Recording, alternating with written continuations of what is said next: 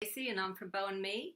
I do musculoskeletal and Bowen therapy. In fact, I do a range of multiple modalities, so my clients only have to come to one place. The reason I have gone on to learn so many modalities is that I've learned through my own pain journey that sometimes one modality doesn't fix all, and sometimes you need a team of modalities to get you pain free. It's like going to the hospital. It's not often you just see one doctor. A lot of the times, if you're in a bad way, you'll see multiple doctors, maybe multiple teams. So I got into this with a bulging disc. It was a very painful time for 11 months of my journey, and I was told a lot of things that were wrong, and I was steered in the wrong direction, and I had to work them out for myself.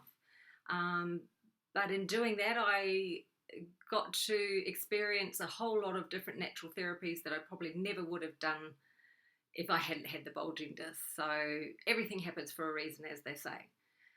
Today, I'd like to discuss bulging disc pain and treatment. If you're reading this, you either suspect a bulging disc or you have a bulging disc and it's been confirmed by your doctor or GP through a CT scan, or maybe you know someone that's suffering from a bulging disc and you're trying to help them. Either way, welcome to my very first video ever. So I'm hoping this goes okay. Bulging discs are like getting grey hair. It's inevitable that you're going to get them, but whether you actually feel pain from them or not only is determined by whether that bulging disc hits a spinal nerve. Now I've got a little model here. Hopefully you can see that. So these are your vertebrae. This is your disc, spinal nerves, transverse processes out the back.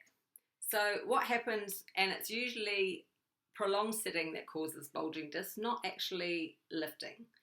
What happens is we are a terrible society of slouches. So we're slouched forward, so our spine does this. Eventually, you should be able to see. Can you see that? The disc bulges and pops out the side. Now, if that bulge happens to hit one of these spinal nerves, you're going to know about it. It's usually the sciatic nerve that you feel, and that travels usually right down your leg to your ankle. If the pain is only going to your knee, then it's possible it could be a muscle in your glute squashing the sciatic nerve, maybe not coming from your disc. But it's not always the pain from the bulging discs that's causing you sciatica. There is another little culprit in there that you need to be aware of, and this is why I got into bulging discs, purely for the reason that on many cases it has actually been this muscle, which was quite easy to align and correct and release, and yet they were told they needed surgery.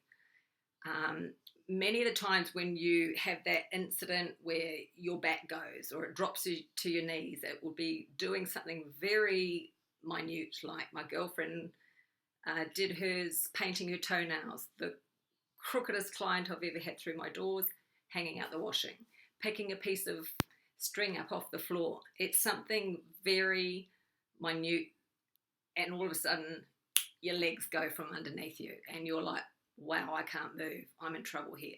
So we go to the doctor refers us to a CT scan, it comes back and it shows bulging discs compressing the sciatic nerve. So they say, usually, what they said to me, you need surgery.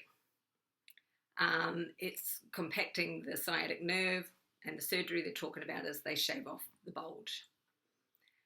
The problem is there's a little twisting muscle right next to those bulging discs, which may have actually been there for quite some time, but you're only being made aware of it now because your CT scan has come back and showing you, but it doesn't necessarily mean it's the bulging disc causing you pain.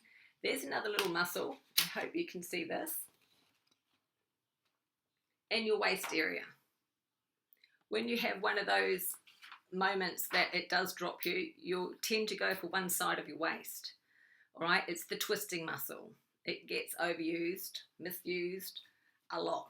And every 6 weeks, it's the twisting muscle that is the culprit for sending your hips out of alignment. There's no modality out there that's going to keep you straighter much longer than 6 weeks.